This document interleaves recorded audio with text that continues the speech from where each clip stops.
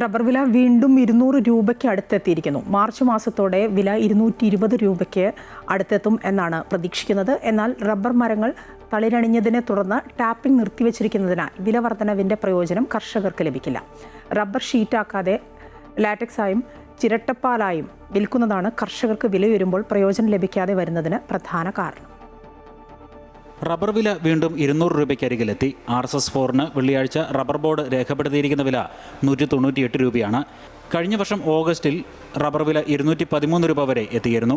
എന്നാൽ ഇടയ്ക്കിടെയുണ്ടാകുന്ന വിലവർദ്ധനവിൽ കർഷകർക്ക് കാര്യമായ പ്രയോജനം ലഭിക്കുന്നില്ല. നിലവിൽ റബ്ബർ മരങ്ങൾ ഇലകൊഴിച്ച ശേഷം തളിരിട്ട് നിൽക്കുകയാണ്. ഇതുമൂലം ബഹുഭൂരിഭാഗം തോട്ടങ്ങളിലും ടാപ്പിംഗ് നടക്കുന്നില്ല. റബ്ബർ വില 213 രൂപയിലെത്തിയ ഓഗസ്റ്റ് മാസവും മഴ മൂലം ഉൽപ്പാദനം കുറവായിരുന്നു. കർഷകർ റബ്ബർ ഷീറ്റാക്കി സംഭരിച്ച് വയ്ക്കാത്തതാണ് വിലയുയരുന്നതിൻ്റെ പ്രയോജനം ലഭിക്കാത്തതിന് കാരണം. ലാറ്റക്സായും ചിരട്ടപ്പാലായും വിൽപ്പന നടത്തുമ്പോൾ അതത് കാലയളവിലെ വില മാത്രമാണ് കർഷകർക്ക് ലഭിക്കുക.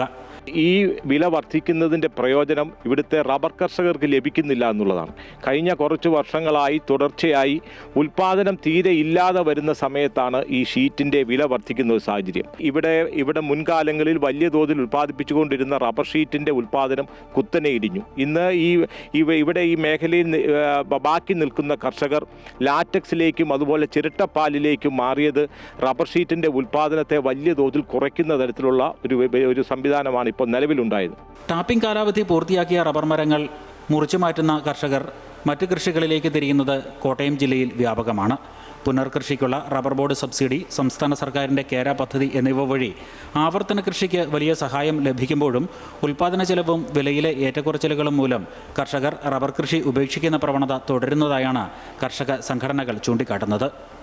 റബ്ബർ കൃഷിയും ഉൽപ്പാദനവും വർദ്ധിക്കുന്നുവെന്ന റബ്ബർ ബോർഡിൻ്റെ വാദം കണക്കുകൾ പെരുപ്പിച്ച് കാട്ടിയുള്ളതാണെന്നും ഇവർ ആരോപിക്കുന്നു.